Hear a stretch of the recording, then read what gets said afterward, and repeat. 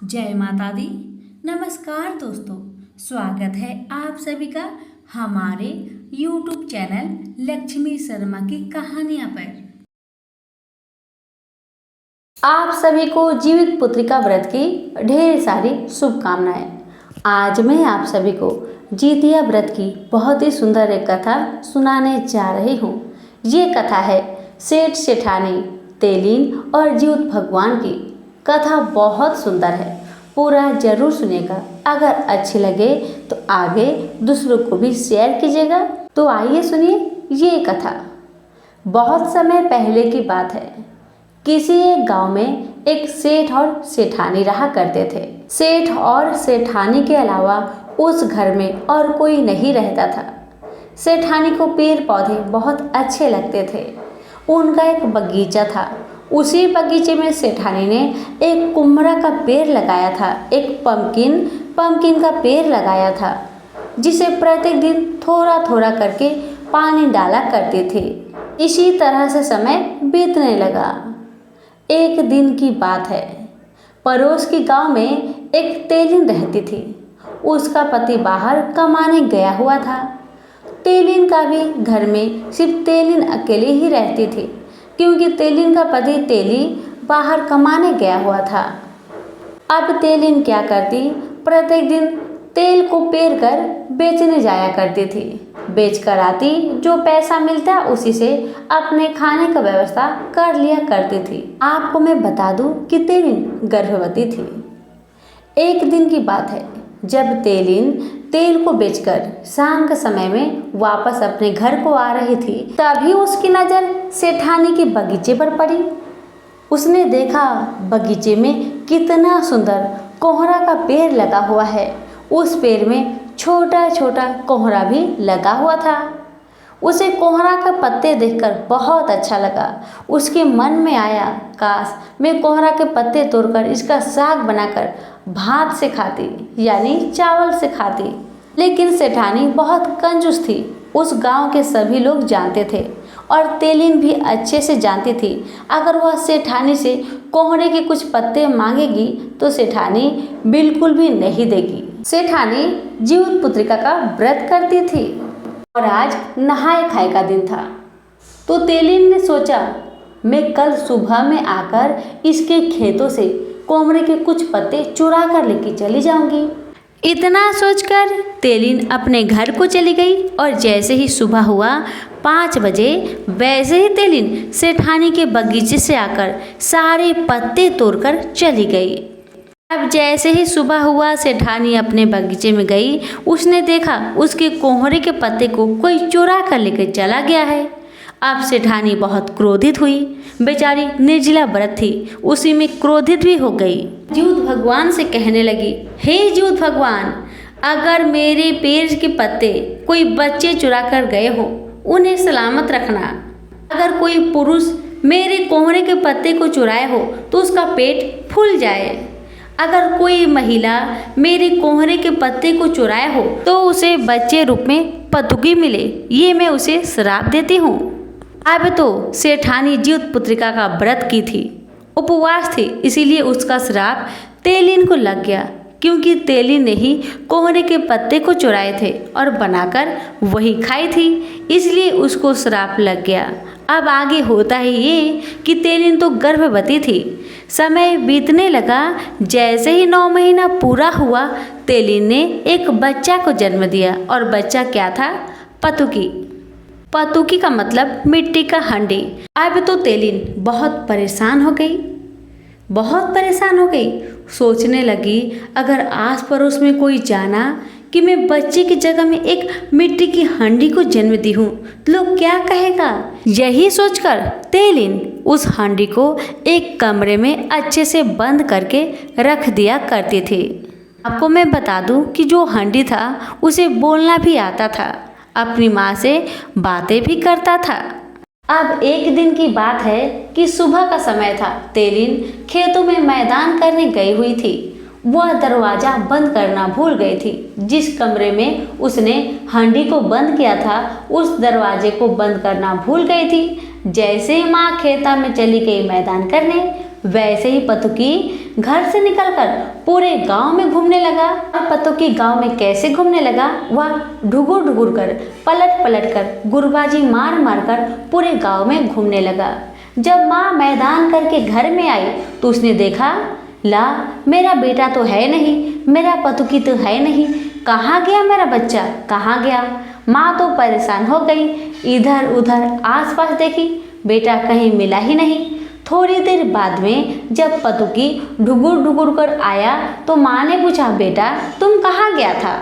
तो पतुकी कहने लगा, माँ घर में रह रह के मुझे अच्छा नहीं लगता, इसलिए मैं गांव में घूमने गया था।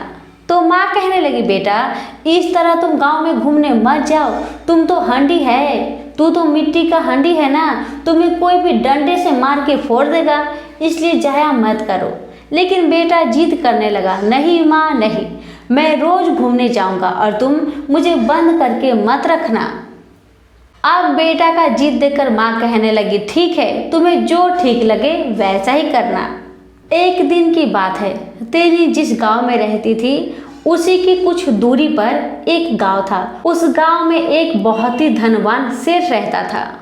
वो लोग 3 भाई थे, उनका बंटवारा हो रहा था, इसीलिए आसपास के गांव के सभी लोग बंटवारा देखने गए थे कि लोग कैसे और क्या क्या बंटवारा कर रहा है ये लोग। ये जब पता चला हंडी को, हंडी भी सोचा मैं भी जाता हूँ, बंटवारा देख के आता हूँ कि कैसे धनवान सेठ अपना घर का बंटवारा कर रहे हैं। हंडी ढुगुर ढुगुर करके, गुरबाज मार मार के उसे भीड़ के बीच में किनारे से जाकर बैठ जाता है। अब इधर होता है ये कि तीनों भाई धन का बंटवारा करते हैं। तो तीनों भाई में से दोनों भाई अपना हिस्सा ले लेते हैं, अपना एक एक पेटी लाकर उसमें हिस्सा रख लेते हैं। जो छोटा भाई होता है वो तो कुछ लेके बैठा ही नहीं होता है, उसे लगता है अगर मैं घर में प्रवेश किया तो मेरा भाई लोग मेरे हिस्से में से ले लेंगे। यही सोचकर वह अपने धन के पास ही बैठा रहता है। तभी उसकी नज़र पतुकी पे पड़ी। तभी उसने सोचा, क्या मैं घर में जाऊँ, इसी पतुकी में अपना हिस्सा का बखरा धन को इसी में भर लेता हूँ। सेठ के छोटे भाई ने वैसा ही किया। उसने उसी पतुकी में, उसी हंडी में सारे धन को भर लिया और अपने घर में जाकर अच्छे से अलमारी के अंदर रख दिया। अलमारी को लॉक करना भूल गया। अब होता है ये, जब रात होता है सभी भाई अपने अपने कमरे में सोए रहते हैं, तभी वह हंडी गुरबाज मार मार के, ढुगुर ढुगुर करके अपने घर को चला आता है और घर के बाहर बैठकर जोर से चिल्लाता है, माँ ओ माँ, एक बहुत बड़ा गमला लेकर आओ, बहुत बड़ा बर्तन लेकर आओ, या फिर बहुत बड़ा टोकरी लेकर आओ। हंडी का चिल्लाना सुनकर माँ बहुत गुस्सा हुई और कहने लगी, रे हंडी, इतना क्यों गला फाड़ के चिल्ला रहा है, रुको मैं आ रही हूँ, रुको। तभी बगल से एक महिला कहती है, जाकर देख लो क्यों चिल्ला रहा है तुम्हारा बेटा, जाओ जाकर देख लो। अब जैसे ही माँ घर से बाहर निकलती है उसकी आंखें फटी की फटी रह जाती है। वो देखती है कि पतुकी के अंदर इतना सारा सोना हीरा मोती भरा हुआ है। अब तेली जल्दी से अपने घर में जाकर बहुत बड़ा बक्सा लेकर बाहर आती है और बक्से में ही पतुकी ने सारे धन को डाल दिया। ये देखकर एक महिला कहने लगी, देखो देखो, तुम्हारा बेटा तो चोर है, चोरी कर कर लाया है धन। तब तेली ने पड़ोसन से कहा, तुम कैसे कह सकती हो कि मेरा बेटा चोर है, चोरी कर कर लाया है, क्या तुमने देखा उसे? नहीं देखा ना, अपने मुंह को बंद करो और यहाँ से चलती बनो। इतना कहकर तेलिन सारा धन दौलत को लेकर अपने घर में अच्छे से रख देती है। अब अगला दिन क्या हुआ कि एक राजा का विवाह था, जो वही तेली के घर के सामने से ही बारात लेकर जा रहा था। हांडी ने सोचा, मैं भी बारात के साथ जाऊंगा और शादी को देख कर आऊँगा। हांडी भी बारात के पीछे ढुगुर ढुगुर कर, गुरबाज मार मार के चला गया, माँ को बिना बताए। अब होता है क्या, होता है ये कि बारात कुछ दूर चला जाता है तो होता है ये कि राजा के बेटे को मैदान लग जाता है। तो राजा के लड़के ने बारात को रुकवाकर वहीं पे पास में थोड़ा दूर में जाकर मैदान करने लगता है। अब मैदान करने के बाद उसे पानी कहीं नहीं मिलता। वही मैदान के बगल में ही पतुकी बैठा रहता है। जहाँ राजा का बेटा ने मैदान किया था वही के पास में ही पतुकी बैठा रहता है। जब राजा का बेटे को पानी नहीं मिला तो उसने सोचा क्यों ना मैं इस पतुकी में ही, इस हांडी में ही छेछरिया मार लेता हूँ। इसका मतलब ये हुआ कि बिना पानी से साफ किए ही इस पतुकी में रगड़ कर साफ करके मैं आगे को चला जाता हूँ। पानी तो है नहीं, उपाय भी है नहीं। इतना सोचकर राजा का बेटा ने उस पतुकी में छेछड़िया मारा। जैसे ही उसने छेछड़िया मारा वैसे ही पतुकी उसके पछुआरे में चिपक गया। तो राजकुमार बहुत डरने लगा। बाप रे, ये क्या है जो मेरा पिछुआरे में चिपक गया। बहुत कोशिश किया राजकुमार, लेकिन पतुकी पिछवाड़ा छोड़ा ही नहीं। तब हार कर राजकुमार कहने लगा, हे बाबा, आप कौन हैं? कृपा करके मुझे छोड़ दीजिए। मैं अभी विवाह करने जा रहा हूँ, मेरा इज्जत को ना गवाइए। तब पतुकी कहने लगा, ठीक है, मैं एक शर्त पर तुम्हारे पिछवाड़े को छोड़ूंगा। अगर तुम अपनी लड़की के साथ मेरा विवाह कर देगा तब मैं तुम्हें छोड़ सकता हूँ। तो राजकुमार ने कहा, मेरा बेटी कहाँ है? अभी तो मेरा शादी भी नहीं हुआ है। तो पतुकी कहने लगा, कोई जल्दबाजी नहीं है, तुम शादी करो। जब तुम्हारा बच्चा हो जाएगा तब तुम अपनी कन्या के साथ मेरा शादी करोगे। वादा करो, तभी मैं तुम्हारे पिछवाड़े को छोड़ूंगा। तो राजकुमार ने वादा किया, ठीक है, जैसा आप कहे मैं वैसा ही करूँगा। मैं वादा करता हूँ अपनी कन्या का विवाह आपके साथ कर दूंगा। इतना राजकुमार ने वचन दिया तो पतुकी ने उसके पिछवाड़े को छोड़ दिया। अब राजकुमार विवाह करने के लिए आगे बढ़ा, वैसे पतुकी भी राजकुमार के साथ साथ चल पड़ा। अब तो राजकुमार जैसे ही मरवा में विवाह करने बैठे वैसे ही पतुकी भी बीच में बैठ गया। तो राजकुमार के साली सरहज देखकर कहने लगे, क्या बात है, ये किसको साथ में लेकर आप आए हैं? इतना कहकर सभी लोग पतुकी का बहुत मजाक उड़ाने लगा। तो राजकुमार कहने लगा, इस पतुकी को शांति से रहने दो और आप लोग भी शांति से रहो और मुझे भी शांति से रहने दो। इतना कहकर शांति पूर्वक राजकुमार का विवाह राजकुमारी के साथ हो गया। अब तो पतुकी राजमहल में ही रहने लगा। कुछ दिन बीतने के बाद राजकुमारी गर्भवती हो गई और 9 महीने बाद उसने एक सुंदर सा कन्या को जन्म दिया। जब कन्या का जन्म हो गया, कन्या जब 8 वर्ष की हो गई तो पतुकी राजकुमार से कहने लगा, हे राजकुमार, अब आप अपने वचन को पूरा कीजिए। अपनी कन्या का विवाह मेरे साथ कराकर मुझे विदा कीजिए।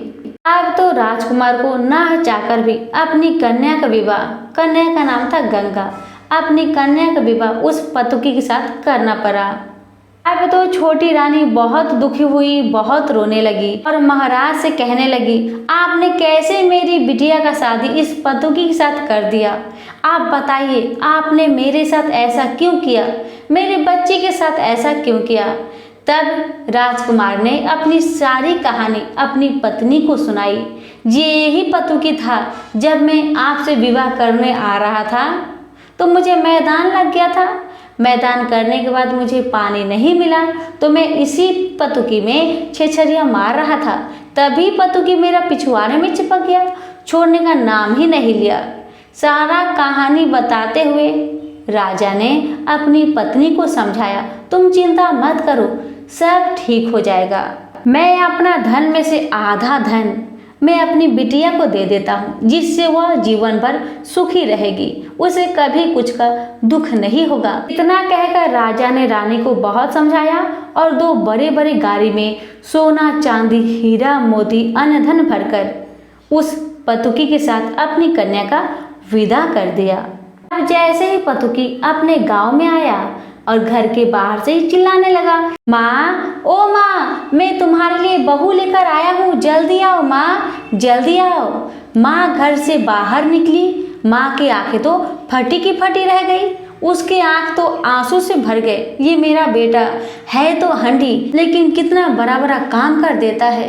हे भगवान, काश मेरा ये हंडी एक बेटा होता, कितना खुशी होता मुझे। इतना सोचकर तेलीन बहुत दुखी हुई और खुशी मन से अपनी बहू को लेकर घर में प्रवेश कराई और सारे धन दौलत को अपने घर में रखवा दिया। माँ तो बहुत खुशी थी, लेकिन दुख था उस कन्या को लेकर कि गंगा इस पतुकी के साथ अपना जीवन कैसे व्यतीत करेगी। बेचारी बहुत दुखित हुई। एक दिन की बात है, तेलीन दुखी मन से अपनी झोपड़ी के बाहर बैठी हुई थी। तभी एक बाबा आए। उन्होंने तेलीन से पूछा, क्या बात है बहन, तुम इतना उदास क्यों हो, इतना दुखी क्यों हो, क्यों रोए जा रही हो, बताओ मुझे। तो तेलीन ने अपने बेटे की सारी कहानी कह सुनाई। साधु महाराज ने कहा, तुम चिंता मत करो बेटी, तुम जीवित पुत्रिका का व्रत करो, तुम्हारी सारी तकलीफ दूर हो जाएगी। जीवित भगवान का कृपा तुम पर अवश्य होगी। श्रद्धा विश्वास के साथ तुम जीवित पुत्रिका का व्रत करो, तुम्हारी सभी मनोकामना जरूर पूरी होगी। भगवान तुम्हें पुत्र अवश्य देंगे। अब तेलीन अपने घर में आकर अपने हांडी वाले बेटे से कहती है, बेटा तुमने ये क्या किया, तुम तो है हांडी, तुम विवाह करके लाए, अब इसका जीवन कैसे पार लगेगा बेटा। यही सोचकर मेरा दिल रोया जा रहा है, रोया जा रहा है। पतुकी कहने लगा, माँ तुम चिंता मत करो, सब ठीक हो जाएगा और इसका दिन भी पार लग जाएगा, तुम चिंता मत करो। अब जैसे ही रात हुआ, कन्या एक कमरे में रूम को बंद करके सोने लगी। उसी रूम में पतुकी भी था और माँ एक अलग कमरे में सो रही थी। जैसे ही रात का 12 बजा, वैसे ही पतुकी में से एक 12 साल का लड़का निकल के बाहर आया और दुल्हन के पास जाकर बैठ गया। तो दुल्हन पूरा घबरा कर उठ गई, कहने लगी, तुम कौन हो, जाओ यहाँ से, पूरा चिल्लाने लगी दुल्हन। अभी पतुकी बोला, तुम चिल्लाओ मत, डरो मत, मैं तुम्हारा पति हूँ और मैं इसी पतुकी के अंदर रहता हूँ, मैं तुमसे मिलने आया हूँ, तुम डरो मत। तो राजकुमारी कहने लगी, आप इस पतुकी में क्यों रहते हैं। तो पतुकी कहने लगा, मुझे नहीं पता, मेरा जन्म ही इस पतुकी में ही हुआ था, इसी कारण से मैं पतुकी के अंदर ही रहता हूँ। मेरी माँ भी मुझे नहीं जानती है कि मैं इस पतुकी के अंदर रहता हूँ। और तुम फालतू की बातें मत करो, मैंने तुमसे कहा ना, मैं तुम्हारा पति हूँ और मैं तुमसे मिलने आया हूँ। इसी तरह करके हर रात को हांडी में से पतुकी बाहर निकल जाता और अपनी पत्नी से मिलकर फिर हांडी में घुसकर चला जाता। इसी तरह से कुछ समय बीतने के बाद पतुकी की बीवी गर्भवती हो गई। अब जैसे ही तेलीन को पता चला, तेलीन बहुत परेशान हो गई और अपनी बहू से पूछने लगी, क्या बात है, क्या बात है, तुम गर्भवती कैसे हो गई। लोग मुझसे पूछेंगे कि तुम्हारी बहू पेट से है, तो मैं क्या जवाब दूंगी, बताओ। बहू कहने लगी, चिंता मत कीजिए माँ जी, ये आपका ही बेटा का बच्चा है, आप चिंता मत कीजिए। इतना कहकर कन्या अपने कमरे में जाकर दरवाजे को बंद कर देती है। इधर तेलीन बहुत परेशान रहती है। परसों जीवित पूजा आने वाला था और तेलीन को भी अपने बेटे के लिए जीवित पुत्री का व्रत करना था साधु के कहे अनुसार। तो तेलीन ने सोचा, इस वर्ष मैं जीवित पुत्री का व्रत करूंगी, क्या पता जीवित भगवान का कृपा हो जाए। अब तो तेलीन ने जीवित पुत्रिका का व्रत रखा। पहले दिन नहाए खाए, दूसरे दिन निर्जला व्रत और तीसरा दिन उसे पारण करना था। अब जिस दिन तेलीन निर्जला व्रत रहती है, उस दिन अपनी बहू से कहती है, देखो बहू, मैं अपने बेटे के लिए जीवित पुत्रिका का व्रत कर रही हूँ ताकि तुम्हें आगे चल के कोई दुख तकलीफ ना हो, मेरा बेटा का साथ हमेशा मिले। तुम मुझे सच सच बताओ, तुम्हारे गर्भ में बच्चा कहाँ से आया है। अभी बहू ने बताया, माँ जी आप चिंता ना करें, आप अपना व्रत को अच्छे से करें, आज रात को मैं सारी सच्चाई बता दूंगी।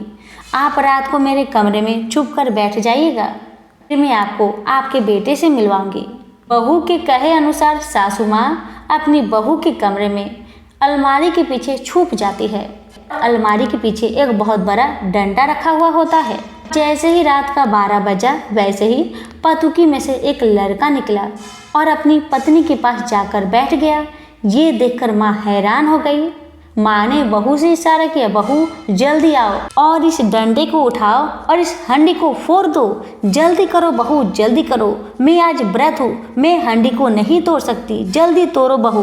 बहू ने सासू माँ के कहे अनुसार हंडी को फोड़ दिया। तो बेटा अपनी माँ को बाहों में पकड़कर जोर जोर से रोने लगा, माँ ओ माँ, आपने मेरा घर तो तोड़ दिया, मैं कहाँ रहूँगा माँ, मैं कहाँ रहूँगा। माँ बड़े प्यार से अपने बेटे के आँख के आंसू पोंछकर कहती है, बेटा तुम क्यों इस पतोगी में रहेगा, तुम क्यों इस पतोगी में रहेगा, तू तो मेरा बेटा है। तुम महलों में रहेगा बेटा, तू महलों में रहेगा। जैसे ही सुबह होता है, माँ खुशी खुशी जितिया व्रत का पालन करती है, गरम गरम भोजन बनाकर, और जीउत भगवान को कोटि कोटि प्रणाम करती है और कहती है, जीउत भगवान आपका महिमा अपरंपार है, आपका महिमा कोई न जाने। अभी कथा बाकी है, आगे क्या होता है उसे सुनिए। पतुकी से निकला हुआ बेटा घर के बाहर नहीं जाता है, तो माँ दुखी मन से अपने बेटे से कहती है, बेटा तुम्हारी पत्नी गर्भवती है, अगर तुम अपना चेहरा लोगों को नहीं दिखाओगे तो लोग तो बदनाम करेंगे ना, तुम अब छिपकर मत रहो बेटा, छिपकर मत रहो।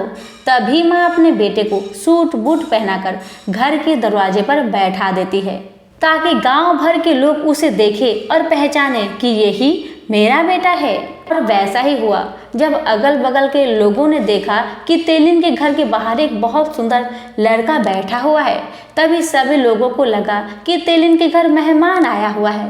तभी कुछ लोग आकर तेलिन से कहने लगे, तेलिन बहन, ओ तेलिन बहन, ये लड़का कौन है। तभी तेलिन कहने लगी, यही तो मेरा बेटा है जो पतुकी के अंदर छुप कर रहता था। जब ये बात सेठानी को पता चली तो सेठानी दौड़ी दौड़ी तेलिन के घर आती है और सारी कहानी तेलिन को कह सुनाती है और कहती है कि मेरे ही श्राप के कारण तुम्हारा बेटा पतुकी में छुप कर रहता था, क्योंकि मैंने जीउत पुत्री का व्रत किया था और व्रत के दौरान मैंने तुम्हें श्राप दिया था कि जो भी महिला मेरे बगीचे से इस पत्ते को साग बनाकर खाया हो उसका बच्चा पतुकी हो, इसलिए तुम्हारा बच्चा पतुकी हुआ था। मुझे माफ कर देना बहन, मुझे माफ कर देना। और तुमने आज जो जीउत पुत्रिका का व्रत किया था उसी के फलस्वरूप तुम्हारा बेटा आज पतुकी से बाहर निकल पाया है, अन्यथा नहीं निकल पाता। इसलिए सभी माताओं को अपने पुत्र की सलामती के लिए जीउत पुत्रिका व्रत अवश्य करना चाहिए, क्योंकि जो भी माँ जीउत पुत्रिका का व्रत श्रद्धा, विश्वास और भक्ति के साथ करती है उसके बेटा पे कोई भी संकट आ ही नहीं सकता। जीउत भगवान की कृपा उसके परिवार पर सदा बनी रहती है। अब तो तेलिन की परिवार सुखी जीवन जीने लगा। झोपड़ी के जगह में उनके घर महल के हो गए। हे जीउत भगवान, जैसे आपने तेलिन को पुत्र दिया, उसके घर में अंधन भरा, वैसे सभी को पुत्र देना, सभी की परिवार की रक्षा करना। तो प्रेम से बोलिए जीउत भगवान की जय। बहुत समय पहले की बात है।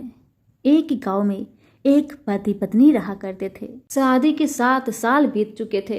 उनका कोई संतान नहीं था। बहुत पूजा पाठ करने के बाद, बहुत मन्नतें मांगने के बाद भगवान ने उनकी सूनी गोद को भर दी और उनके घर में एक सुंदर पुत्र का जन्म हुआ। पुत्र का नाम उन्होंने सूरज रखा। अब सूरज धीरे धीरे बड़ा होने लगा। उनका घर तो था मिट्टी का। अब सूरज की मम्मी रोज सवेरे उठकर घर में झाड़ू मारा करती थी। घर के आंगन में एक कोने में तुलसी जी का पौधा निकला हुआ था, जो छोटा सा था, जिस पौधे में सिर्फ 2-3 ही पत्ते थे, क्योंकि वह छोटा था। सूरज की माँ प्रत्येक दिन जब घर आंगन में झाड़ू लगाती तो तुलसी जी के पौधे में भी झाड़ू लगा देती, जिस कारण से हर दिन तुलसी जी का एक एक पत्ता टूटकर गिरते रहता और तुलसी जी सूखने लगी। अब तो सूरज की माँ पर तुलसी माँ बहुत क्रोधित हो गई। हर रोज वह तुलसी जी में झाड़ू जो लगाती थी। कहा जाता है ना, माँ बाप का गलती करे तो बाल बच्चे को भुगतना पड़ता है और बच्चे गलती करे तो माँ बाप को भुगतना पड़ता है। यहाँ ठीक वैसे ही हुआ। आगे की कहानी बहुत ही सुंदर है। कहानी में बने रहिए। आगे में जीउत महाराज भी आएंगे। अब आगे की कथा सुनिए। आगे ये हुआ कि जब तुलसी माता पे सूरज की माँ झाड़ू लगाती रही, तुलसी माँ तो सूख गई, लेकिन तुलसी माता बहुत क्रोधित हुई। उसी क्रोध के कारण तुलसी माता ने सूरज को गूंगा बना दिया। गूंगा होने से पहले सूरज बहुत जोर से चिल्लाया और उसका आवाज एकदम से बंद हो गया। अब तो सूरज की माँ अपने 5 साल के बेटे को गोद में लेकर जोर जोर से रो रही है और कह रही है, बेटा क्या हुआ, बोलो ना, तुम क्यों चिल्लाया, बेटा बोलो ना। बेटा तो कुछ बोल ही नहीं पा रहा। माता की रोना देखकर आस पड़ोस के सभी लोग सूरज के घर में आ गए और कहने लगे, क्या हुआ बहन, तुम्हारे बेटे को क्या हुआ। तब सूरज की माँ कहने लगी, पता नहीं मेरे बेटे को क्या हो गया, अचानक आंगन में खेलते खेलते उसका आवाज ही बंद हो गया। अब आस पड़ोस के लोगों ने कहा, बहन तुम चिंता मत करो, तुम्हारा बेटा ठीक हो जाएगा। तुम जाओ, पास में ही डॉक्टर साहब रहते हैं, उनके पास जाओ, अपने बच्चे को दिखलाओ, क्या पता कुछ गला में हो गया हो, उसी की वजह से इसका आवाज चला गया हो। अब गांव वाले की बात सुनकर सूरज की माता और पिता ने सूरज को लेकर डॉक्टर के पास गए। डॉक्टर जी जब बालक को देखे तो कहने लगे, बालक तो एकदम ठीक है, इसका गला में कुछ भी नहीं हुआ है। डॉक्टर के बात सुन सूरज की माता कहने लगी, तो फिर मेरा बेटा क्यों नहीं बोल पा रहा? तो डॉक्टर ने कहा, मुझे नहीं पता आपका बेटा क्यों नहीं बोल पा रहा, मैंने तो सारा चेकअप किया, आपका बेटा का गला एकदम ठीक है, पता नहीं भगवान की क्या मर्जी है। अब तो डॉक्टर साहब की बात सुनकर सूरज के माता पिता सूरज को लेकर घर आते हैं। अब तो सूरज का तबीयत और दिन व दिन और खराब होते जा रहा था। अब तो सूरज के माता पिता का मन नहीं लगता, बेचारी खाना पीना छोड़कर बैठ गई, अपने बच्चे को गोद में लेकर दिन रात रोती रहती। समय ऐसे ही बीतता गया और तो अब जितिया का व्रत भी नजदीक आने लगा। एक दिन एक पड़ोसन ने सूरज की माँ से कहा, बहन जितिया का व्रत आ रहा है, उस व्रत को करने से कहते हैं पुत्र की आयु लंबी होती है, उसका स्वास्थ्य सुधर जाता है। तुम्हारा बेटा का तबीयत खराब है ना, तुम भी जितिया का व्रत करो, मुझे जीवित भगवान पर पूरा भरोसा है, तुम्हारा बेटा जरूर स्वस्थ होगा। उस महिला की बात सुनकर सूरज की माँ ने मन में ठान लिया कि मैं भी जितिया का व्रत करूंगी। सूरज की माता ने उस पड़ोसन से कहा, बहन जब जितिया का व्रत करोगी मुझे भी बता देना, कैसे करना है नहीं करना है, 2 दिन पहले मुझे बता देना। तो पड़ोसन कहने लगी, ठीक है बहन, क्यों नहीं, मैं जरूर बताऊंगी, और कैसे किया जाता है, कैसे रहना चाहिए, क्या खाना चाहिए, सारी विधि तुम्हें बतलाऊंगी। तुम चिंता मत करो, तुम्हारा बेटा जीवित महाराज की कृपा से जरूर ठीक होगा। अब तो दिन निकलते गए और जीवित महाराज का पर्व भी समीप आ गया। तो वही पड़ोसन आकर कहने लगी, बहन कल से व्रत चालू होगा, कल जितिया व्रत का नहाय खाए का दिन है। पड़ोसन ने नहाय खाए की सारी विधि बताकर वहां से अपने घर को चली गई और सूरज की माता ने नहाय खाए के दिन नहाय खाए का नियम की और नहाय खाए के रात के दिन अच्छे अच्छे भोजन पकवान बनाकर 3 बजे भोर में जीवित भगवान को चिल्लो सियारों को भोजन देकर दही चिवड़ा खाकर निर्जला व्रत रह गई, जैसे उस महिला ने बताया था। अब तो सूरज की माँ निर्जला व्रत करने लगी और जीवित भगवान से प्रार्थना करती रही, हे भगवान मेरे बेटे को स्वस्थ कर दे, हे भगवान मेरे बेटे को स्वस्थ कर दे, पता नहीं मुझसे कौन सी बड़ी गलती हो गई है जिसकी सजा भगवान ने मेरे बच्चे को दिया है।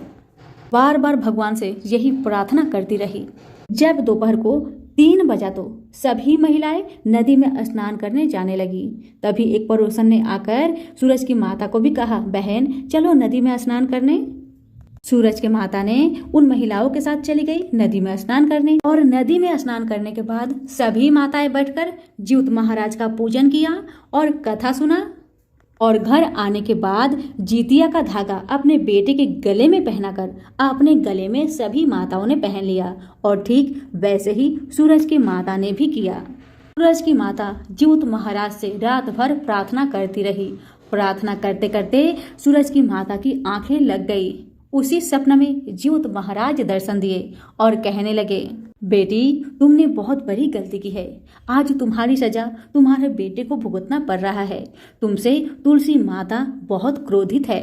तुम जब भी झाड़ू लगाती थी आंगन में वहीं पर एक तुलसी जी का पौधा था जिसे तुम रोज झाड़ू मार मार कर उसके सारे पत्ते को तोड़ देती थी। इसी कारण से तुलसी माता तुमसे क्रोधित है। तुम चिंता मत करो, तुम्हारे बेटे को कुछ नहीं होगा। जो भी महिला सच्चे मन से जीवित महाराज का व्रत करती है उसका बेटा का कभी कुछ हो ही नहीं सकता। तुम्हारा बेटा जरूर बोलेगा और तुम्हारा बेटा स्वस्थ भी जल्दी होगा। तुम चिंता मत करो। इतना ही सपना देखते ही देखते उसका नींद अचानक खुल जाता है। बेचारी जल्दी से उठकर जाकर घर के आंगन में देखती है तो देखती है वहां पर एक तुलसी जी का पौधा है जो सूखा गिरा हुआ है। उसी समय सूरज की माँ सर झुकाकर तुलसी माता से क्षमा मांगकर फिर सो जाती है और जैसे ही सुबह होता है सूरज की माँ उस तुलसी जी के पौधे को उठाकर एक चबूतरा में लगाकर स्नान करके तुलसी जी का पूजन करने के बाद गरम गरम भोजन बनाकर जितिया व्रत का पारण करती है और ज्यूत महाराज से प्रार्थना करती है कि हे ज्यूत महाराज, मेरे बच्चे की रक्षा करें। इतना कहते ही सूरज अपने पलंग से उतरकर आंगन में अपने माँ के पास आ जाता है। माँ देखकर बहुत प्रसन्न होती है, मगर दुख का बात ये था कि सूरज तो पूरी तरह से ज्यूतिया व्रत के प्रभाव से स्वस्थ हो गया था, मगर सूरज बेचारा अभी बोल नहीं पाता था। ये देखकर माता बहुत दुखी हुई और ज्यूत महाराज से कहने लगी, हे ज्यूत महाराज, मैंने आपका व्रत किया, मेरा बच्चा स्वस्थ हो गया, मगर इसका कंठ वापस नहीं आया। इसका क्या कारण है भगवान? कोई तो उपाय बतलाइए जिससे मेरे बच्चे का कंठ वापस आ जाए। इतना कहकर माँ तो जोर जोर से रोने लगी। तभी ज्यूत भगवान एक साधु महाराज के भेष में आते हैं और कहते हैं, बेटी क्या बात है, तुम इतना क्यों रो रही हो? तब माता ने अपनी सारी कहानी साधु महाराज को सुना दी। तब भेष रूपी ज्यूत महाराज कहने लगे, बेटी तुमसे तुलसी माता नाराज है, उनकी श्रद्धा भक्ति से पूजन करो, तुम्हारा बेटा का कंठ वापस जरूर आएगा। मेरा आशीर्वाद है और मेरा आशीर्वाद कभी खाली नहीं जाता। इतना कहकर भेष रूपी ज्यूत महाराज वहां से आगे बढ़कर अंतर ध्यान हो गए। साधु महाराज के कहे अनुसार सूरज की माता ने श्रद्धा भक्ति के साथ तुलसी माता का पूजन शुरू कर दिया, जिसके प्रभाव से सूरज का कंठ बहुत जल्दी ही वापस आ गया। उसी रात को तुलसी माता स्वप्न दिखाती है और सूरज की माता से कहती है कि जो भी भक्त श्रद्धा भक्ति के साथ ज्यूत महाराज का व्रत करेगा, उसके बेटे का सारे कष्ट ज्यूत महाराज हर लेंगे, उसे लंबी आयु प्रदान करेंगे। सभी मिलकर बोले, ज्यूत महाराज की जय हो, तुलसी माता की जय हो। कथा कैसी लगी कमेंट बॉक्स में लिखकर जरूर बताइएगा। अगर अच्छी लगी हो तो अपनों को भी शेयर कीजिएगा। धन्यवाद।